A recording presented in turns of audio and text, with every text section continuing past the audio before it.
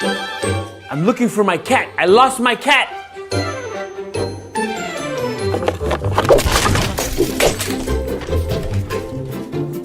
Have you seen my cat?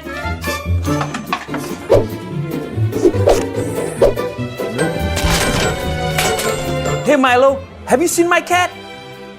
Oh, there it is. Hey guys, I found my cat. I'm gonna show you how to make a pocket cat. Stick around, you're not gonna wanna miss it. Hey guys, I've got a special friend. His name is Milo, and he asked me to make him a pocket cat. So I'm gonna be using the marquee to do just that. I got it like that. Yeah, I got it like that. I got it like that. Milo, I had to set up the camera all by myself. You and I had a deal. I would make you the shirt, and you would do the shots. So come on, man, get back there and get on the camera, okay? All right, sorry about that. Anyway, I'm gonna be using the marquee to show you how I made this pocket cat for my friend Milo. All right, are you ready? You have the shot? Okay, perfect. All right, guys, so the first step is to digitize this pocket cat. So let's go do that now. All right, guys, for this cat, it's super easy, and we're gonna make a very wispy cat. We don't want the stitches to be too dense, otherwise it's going to get bulletproof on the shirt, and we want it to be nice and wearable and smooth and soft. So the first thing we're gonna do is we always have to work our way from the back to the front. So we're gonna start with a complex fill of just the background. So this is just my outside shape of the cat. And it's at 60 density, so this is gonna be nice and light. It's gonna cover the material, but not be so bulletproof. It's gonna be nice and soft because remember, we still have to put more things on top of it. So on top of the cat, once we do the background, we're gonna do the shading. So this is gonna be the shading for the ears, and this is just a little lighter gray, and we don't have to fill in every single spot. And this one is at 1.5 density, so very light. We just want to create some type of shadow, but we don't want to saturate the cloth with too many stitches. The next thing we're going to do is make the ears. So now we have these little ears right here, and the density on this ear right here, this one is a 0.6 density, and the nose, I want it to be a little thicker, so the nose I'm putting it at 0.5. So again, normally average density is 0.30, but this one I want it to be light. I just want it to cover enough material. I don't want it to be too dark or too heavy. Remember, we want to keep it light. Once we do the nose, now we're going to do the eyes. So I'm going to fill in the eyes. And once I fill in one eye, then we're going to do the little shadows around the eye. And I'm trying to do these stitches in a continuous motion. So once I start the stitch, if I show you here, you'll notice that, let me see, sorry about that, wrong one. There it is. So here it's gonna start the stitch there and end it right there. And on the next one, we're gonna do the eye, then we're gonna do around the other eye. And notice how this whole thing was one whole shot. So the way I did this is, if you notice on the path, this is one path. So it starts here and it ends right there. And then from here, it's gonna connect to this and make one continuous stitch. So this is just a single line image, and then it's gonna stop here, and then it takes over from here, and then it finishes the rest of the design. So by doing this, it's going to eliminate any trims and cuts, and it does the whole black outline in one shot. And the last thing that we do is the white, the little highlights on the eyes. And that's pretty much it. And those are at 0.40 because I do want them to be a little bit darker than the eyes. And notice how they're running counter the eyes. So the eyes, let's look at the lines on the eyes. If you look at the direction of the stitch is going straight up and down. And so these highlights are going horizontally, opposing the vertical direction of these so that they kind of capture everything. If we had done them in the same direction, they would have just kind of melted and blended into it. So we want opposing stitches. And that's it really. It's a very light design. It's not too thick, and because we are building on top of one layer on top of the other, it is going to get thicker, but we're going to put this on a t-shirt and we want it to be nice and light.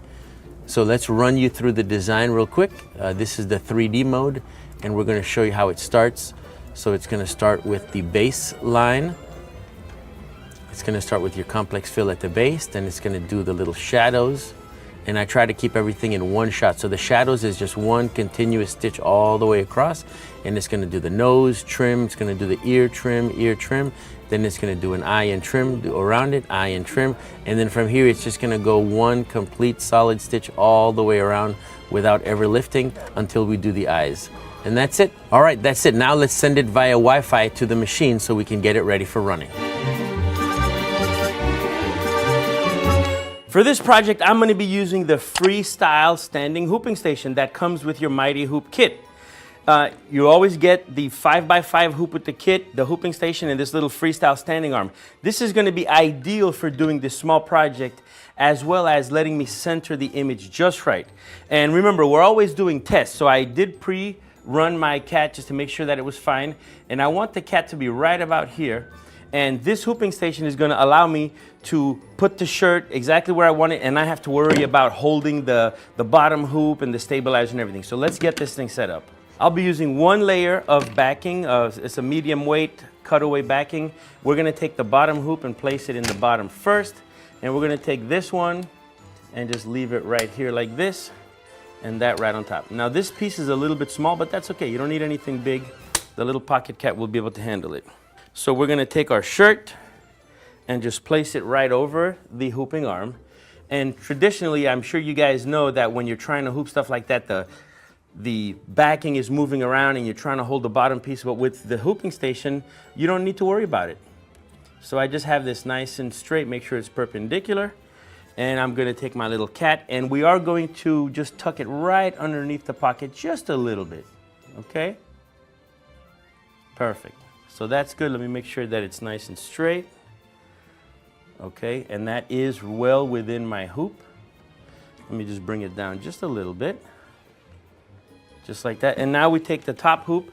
Make sure that you leave the little hook towards the top, because I am going to put the sewing arm through the neck.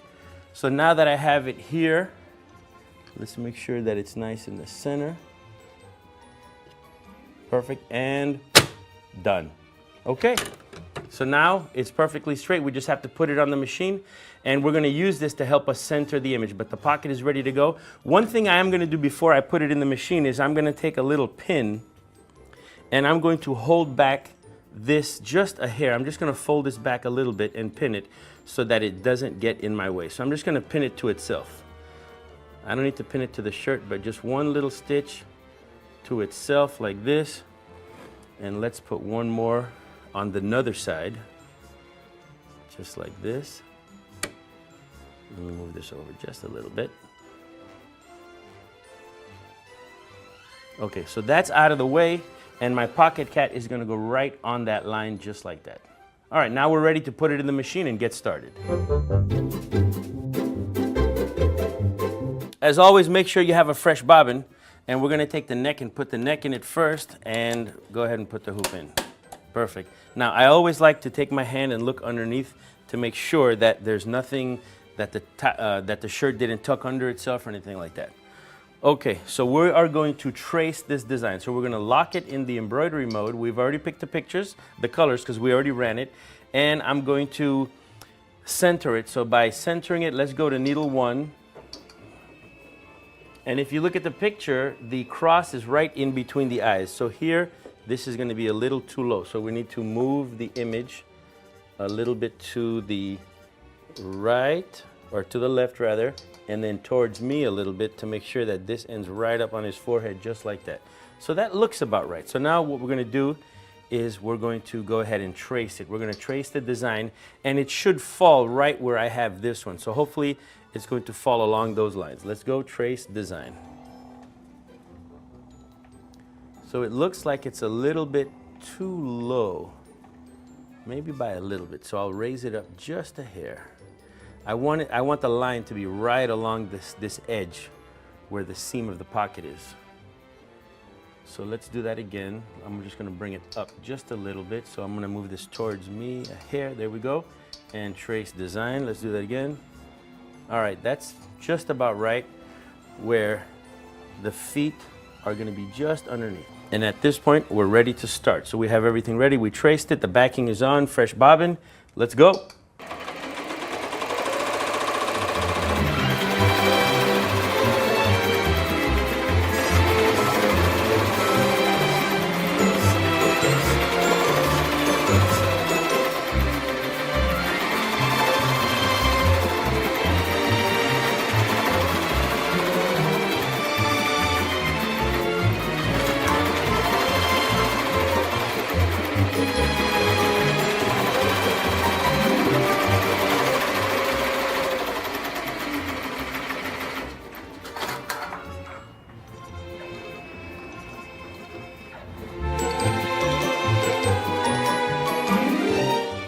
All right, Milo, you got the shot? Is it ready? Okay, let's take it out. And we're going to cut off the backing. Look at that, that came out just right. Okay, so remember the trick that I taught you guys when you're cutting out the backing. Remember, this was a medium weight backing. Just take it like this and just zip around the top. Let the fabric fall off, that way you don't cut it. You don't want to cut the cat. All right, that's it. Let's take a look.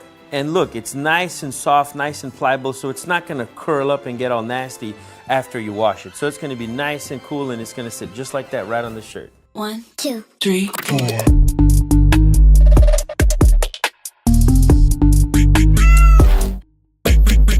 All right, guys, here it is. What do you think? Milo, what do you think? Hey, if you're over here, who's over there manning the camera? Anyway, if you really like this episode, remember to like, share, subscribe, and hit the notification bell so you know when we're creating the next great content. See you guys on the next one.